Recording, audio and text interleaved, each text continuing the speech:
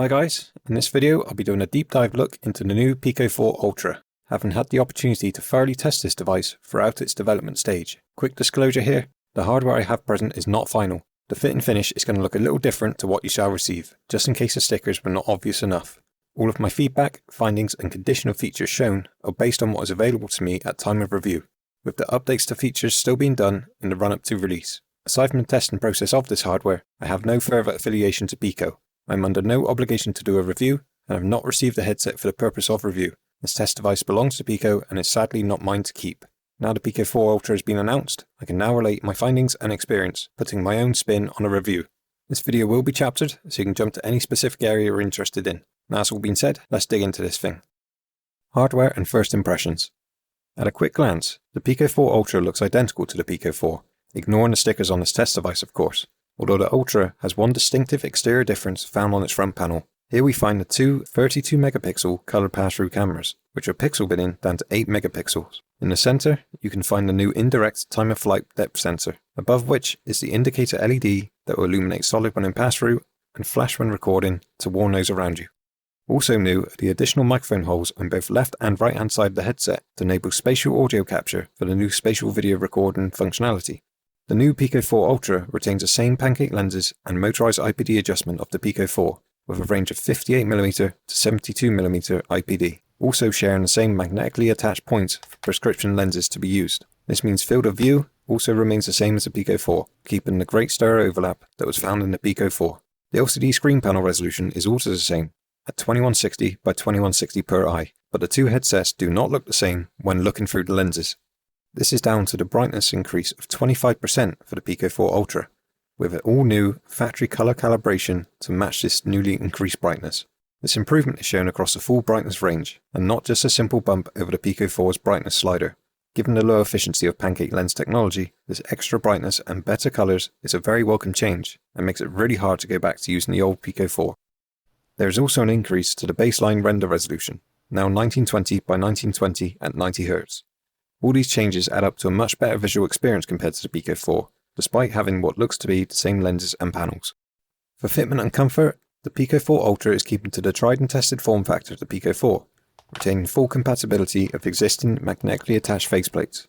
The same non-removable head strap is included as default, with the battery at the rear for better weight distribution. Battery capacity has been increased to 5700 mAh, and Pico have also pushed the supported charge rate up to 45 watts. But no charger is included with the headset. This new maximum charge rate applies to standby, sleep and full shutdown states. Pico claims 0 to 80% charge in just 38 minutes, with 0 to 100% in just 1 hour 11 minutes from a 45 watt charge. Using my own Anker Nano 2 65 watt charger and 100 watt rated USB-C cable, I can confirm the Ultra is incredibly fast to charge compared to all my other headsets. The weight of the headset stays similar to the Pico 4, weighing a total of 580 grams. With a claimed 304 grams of that at the front. The most important change for the Ultra is the jump to the XR2 Gen 2 processor, as found used in the Quest 3. The RAM has also been upgraded and increased to 12GB LPDDR5, with headset storage now 256GB as standard. There is also support for Wi-Fi 7 and Bluetooth 5.3. Pico's operating system has also had a major upgrade, now built upon the latest Android 14, offering several improvements throughout compared to the Pico 4. From higher resolution gaming and higher frame rates, to multitasking with Android applications, to recording spatial videos and more. Appearances can certainly be deceiving, and while the device may look the same, well, not this one, the experiences and visuals are all new. Controllers and tracking. Gone are the raised tracking rings of the Pico 4 controllers. This new design instead having the tracking LEDs on the face of the controller, with additional lower tracking LED on the end of the handles.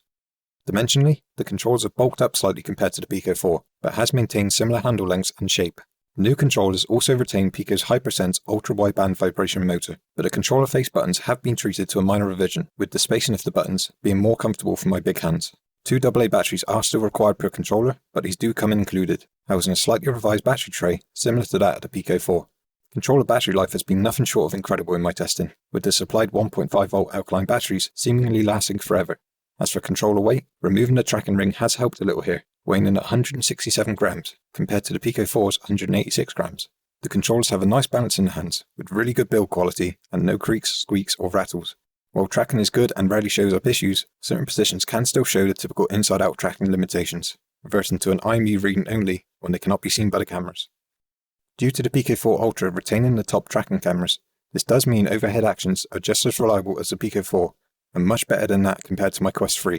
In situations where you do find occlusion, such as wide arm T-pose or behind the back, the tracking does a decent job of holding itself in last known position and will recover quickly when back inside the cameras. One major pain point for me with this type of controller is a game such as Walkabout Mini Golf. When holding one controller with two hands, you have to be mindful not to fully block the handle's tracking point, as the controller face and most other tracking points will be pointing away from the headset cameras. This issue isn't specific to the Pico 4 Ultra, with the Quest 3 ringless controllers also giving me the same issues. In general use and gameplay, however, I don't think anyone will really have any complaints. The controllers have never lost tracking when I needed it most, and fit my hands beautifully. While I can comment on something extremely fast like Expert Plus level Beat Saber, they have held up to my personal skill levels just fine, and are overall an improvement on the already good Pico 4 controllers. First setup. It's not often you hear about the first setups in reviews, probably because they are mostly boring and time consuming, but not here. The video playing in the background is a direct recording after a factory reset to show you just how fast and easy it is to get set up with the Pico 4 Ultra. There is no longer a requirement to connect to Wi-Fi, you can skip and do that later. There is no requirement to log in or create a Pico account right now, you can also do that later. There is no forced use of a mobile app to be able to progress with the setup. After you have finished the blink and you miss it setup process, you are greeted with 2 game demos and a video to try. Angry Birds VR, Desktop Clash, which is a mixed reality tower defense game, and 3D 180 degree video to watch. Or you can choose to ignore them and continue on exploring. Your choice. This new frictionless onboarding experience and preloaded and installed demos are extremely welcome to see, and is something other headset manufacturers should seriously take note of. There will be helper prompts for how to operate things the first time you come across them, like adjusting window sizes or moving the panels, letting you explore without really getting stuck, with a full user guide waiting to be discovered should you want to learn more. The new room boundary. The catch to this very fast entry into the Pico 4 Ultra is that you are automatically given a static size boundary known as the room boundary. This is only visible when looking at the floor. It will not show as a grid or a wall in your vision when approached. This is a new entirely separate boundary to what is used for VR gaming, with none of the various adjustable VR boundary settings changing the behaviour of the room boundary. On the one hand, this does make it very fast to put on the headset and get straight into using the OS and its new multi-window panel screen feature, without needing to make a new VR boundary or wait for the headset to recognise an existing one. On the other hand, it could potentially confuse people coming from another system, or even that of the Pico 4. You can modify the custom VR boundary anytime you wish, but the VR boundary people are used to is only activated and used when a VR or MR game is launched.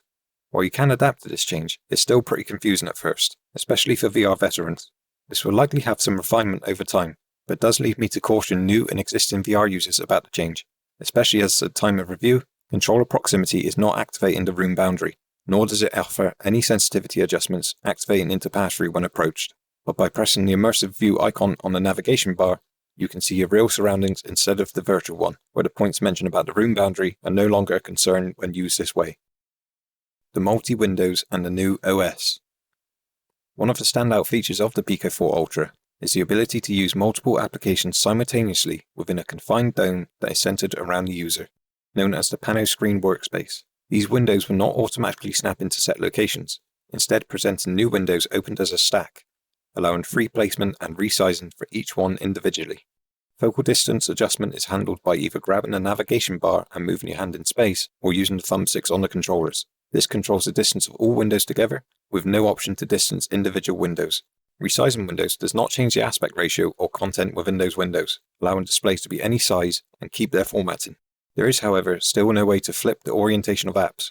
Apps that do not offer any in-app full-screen options to flip the display are unfortunately stuck in this orientation. While this is very rare to find, I would like to see Pico offer a per-window control of this rotation.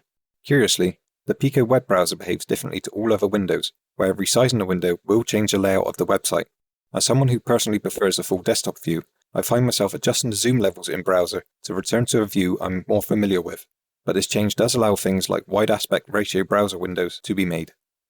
There is currently no way to split a web browser tab into new individual windows, but a quick workaround is to create a web app shortcut of that website, which will then launch a new window directly to that page. The limit of how many app windows can be open is going to depend on overall system load. In my testing, with various levels of demanding applications, it is around 20 active windows before it will replace the first opened app with a new one. The resolution will drop for those windows not in active use at higher loads, but as soon as they are the focused app, they return to full resolution. These applications could be anything that do not require Google Play services and will stay running in the background while in a VR or MR game, keeping their positions and layout between game sessions. Pico have retained the ability to easily manage and install Android APKs from inside the headset, but they do not offer any native Android App Store like Google Play. Providing you know where to source APKs safely, they can be downloaded straight from the Pico web browser and installed and used within seconds, all from in the headset. No developer mode or ADB commands are required. There is an option to focus solely on one application window by clicking the immersive mode option in the window controls. This will remove the navigation bar from view and when in the virtual environment will dim the virtual environment around you. As of review, mouse input does not display a cursor, but is planned as a supported input device for window use in a future update. The extra performance of the XR2 Gen 2 processor and Pico's redesign of the OS allows for some impressive multitasking overall, but pass-through use in this environment is still a heavy burden and will eventually cause the cooling fan to ramp up in use. While there is no risk of any overheating thanks to the great cooling design, the fan can get to audible levels if no audio is playing when using the pano screen in pass-through mode. In an effort to combat this and the battery drain that's inevitable in prolonged use, there is an option for multi-window performance mode available. This drops the environment resolution, including the pass-through, from 2400 by 2400 at 90Hz to 1760 at 72Hz. This option is not the same as a normal power saving mode, so your VR, MR or PCVR frame rate and resolutions are not changed, only that of the pano screen multi-window environment. Overall, Pico has done extremely well here, with the endless amount of Android apps available online, and Pico's excellent file manager making installation of those a breeze. The sheer amount of use cases available now are very exciting to me. If this is called spatial computing, then I'm all for it. The Pico motion trackers. Adding into what can already be tracked by Pico headsets are the new Pico motion trackers, not to be confused with the developer kits of the same name. They connect by their own private Bluetooth connection to the headset and have LED tracking points built into the bases for the headset cameras to see, meaning setup and calibration to add tracked legs into VR is extremely easy and fast. Pico claims that in around 10 seconds, you should be set up and ready to go. The built-in batteries are charged by USB-C, with 0 to 50% battery charge in just 15 minutes, and 0 to 100% in 90 minutes, with a claimed battery life of 25 hours use from a single charge. The trackers are very small and light, the tracker itself only weighing 14 grams, and the full tracker, base, and stretchy Velcro securance strap come to a total of just 39 grams. The motion trackers are sold as a pair and designed to fit above the ankles, with an estimation algorithm to handle the rest of the joints like the knees and the hips to enable the full body tracking. You can add a third tracker as an additional real tracking point to the hip, but at time of review, no hip strap or singular tracker is available to purchase, and there is no way to reuse older developer trackers with the new motion trackers. Along with the full body tracking options these trackers enable, there is a new object tracking mode, allowing third-party accessories to be used for bringing various sixed-off tracked objects into VR. Things like table tennis paddles, guns, swords, or any other examples will now be possible to have as an object tracked in VR. Without pretending to know what magic makes these things work so well, here's the nerdy info from Pico. An IMU sensor works alongside 12 infrared sensors to give you 6 DOF tracking with a frequency up to 200 Hz. This combines with Pico's proprietary eye tracking algorithm to give you 6 DOF motion tracking across 20 for different skeleton points. You'll experience a super low latency of 20 milliseconds and a step recognition accuracy that's no less than 98%. It's estimated around 20 standalone games will be available at launch for use with the motion trackers. They can also be used for PCVR when connected by Pico Connect for any titles that support full body tracking in Steam VR. Spatial video recordings. Built into the headset is the ability to capture spatial photos and videos, with video resolutions up to 2048 by 1536, at 60 FPS and 50 MB per second. There is also a 30 FPS option available, along with an option for uninterrupted capture, so you can continue recordings without having to wear the headset, being able to start and stop a spatial capture by pressing the trigger of the controller or the volume button of the headset. There is a virtual spirit level when wearing the headset, and warnings if subjects or objects are too close to the cameras, helping you get the best captures possible. At time of review, the Pico VR mobile app has not been updated, but this will feature further integration into the camera application, allowing import and viewing of spatial videos, photos, and panoramas taken from iPhones or Apple Vision Pro headsets. These formats are able to natively play back inside the Pico 4 Ultra thanks to the MV-HEVC decoding support. For anyone like myself outside of the Apple ecosystem, you can still view shared examples by dropping the files into the DCIM folder of the headset storage, where they will appear for viewing in the new Photos app. Sadly, there is just no real way to share what this new format looks like to YouTube, as they are not typical side-by-side formats. Using the camera app to do spatial captures gives a 4:3 aspect ratio window in the headset, with the outer area dimmed to act as a viewfinder for your captures. But this does not mean the recording field of view is only that small area preview. While the main playback format is still 4x3 like the preview border suggests, it still captures the wider FOV you'd see in your lenses. You just have to lean into the playback window and look behind the edges of the frame to see it. Exporting the recorded spatial video to view on other devices such as a PC or Android device will only display as a single eye recording with a selection of different audio tracks. To view these files in the intended way, playback in VR really is required. In the Chinese announcement of the Pico 4 Ultra, it was mentioned that TikTok would support uploading spatial videos directly from the Pico 4 Ultra. While I would also like to see other platforms supported, there is unfortunately nothing Pico can do about this yet, with sites like YouTube just not supporting the new video recording format. Hopefully this changes for the future. And at time of review, the spatial audio feature is missing from the recordings, but Pico have stated this is coming in a future update. Hand tracking. Comparing the hand tracking to that of my Pico 4, there has been some big improvements in the stability, response times and gesture recognitions when using the Pico 4 Ultra. Pico are using their in-house algorithm here, which has steadily been getting better over time, with every update improving upon the last. I've never been a big fan of Pico's hand tracking, given its previously experimental nature and missing functionality in areas of the OS. But this has now changed for the Pico 4 Ultra, having hand tracking integrated throughout and generally being a big improvement over that found in the Pico 4.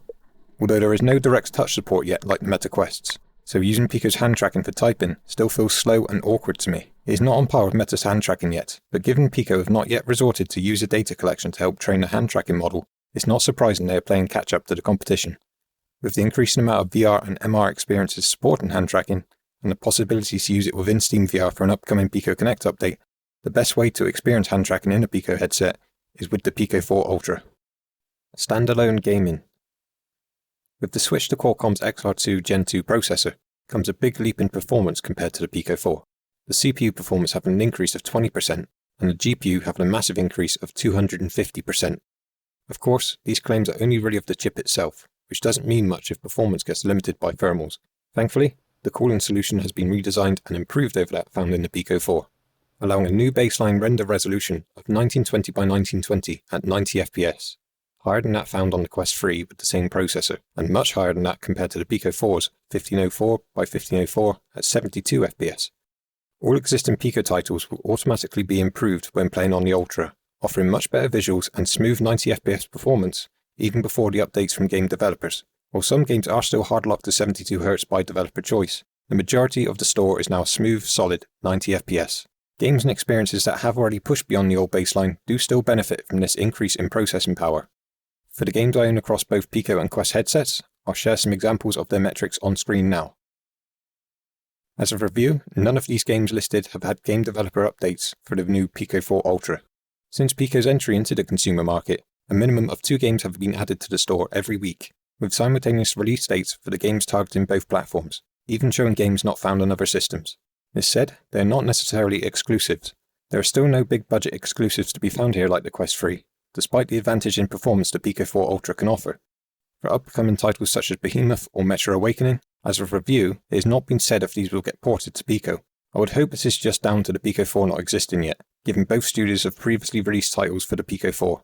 There is still the addition of the new motion trackers that should entice developers to create entirely new experiences, and seemingly an industry-wide focus on creating high-quality mixed reality experiences, now possible thanks to the new hardware, adding into the existing 650 VR and 40 MR apps and games already in the Pico store. Compared to the Pico 4 on release, there is certainly no shortage of games to play here, with everything looking and performing better than ever. Pico Connect and PCVR. For PCVR, the Pico 4 Ultra offers a few improvements over the Pico 4, thanks to the better decoding capabilities and the better Wi-Fi available, but the results are not that of any generational leap, and unfortunately, there is still no DisplayPort connection available. For wireless PCVR by Pico Connect or Virtual Desktop, there is now support for Wi-Fi 7, which will ultimately help eliminate any network congestion issues you may face, and theoretically allow much higher bit rates to be pushed. But as of review, the wireless bitrate for Pico Connect is only 300 MB for its H.264 codec, while Virtual Desktop's H.264 Plus mode allows 500 MB, the same as the Quest 3. Both of these bitrate values can already be comfortably used on existing Wi-Fi 6 or 6E network setups, so it seems Wi-Fi 7 doesn't really offer much of an improvement right now, with most of the latency still coming from the decoding process. For those who have the GPU to push the streamer settings to the max, there is a small saving to be had in overall latency when compared to the Pico 4, but a new XR2 Gen 2 processor can deal with the heavier workloads faster. There is also support for the AV1 codec, but I'm unable to test this with my older PC GPU. The main benefit in my testing of Wi-Fi 7 is the range. The complete lack of interference and insane link speeds on offer allow me to play in any room in the house and maintain a hitch-free experience at high bit rates to SteamVR. For when I am in the same room as a PC, Pico Connect can offer a 1000 MB bitrate when using its H.264 codec by USB cable at any of the resolution presets available. Anyone with a Pico 4 can already use this, so it's not really specific to the Ultra. Apart from the AV1 encoding, there really isn't much taking advantage of the Ultra yet. While decoding times that exist in high bit rates will shave off a little bit of latency, the true advantage of Wi-Fi 7 is yet to be seen.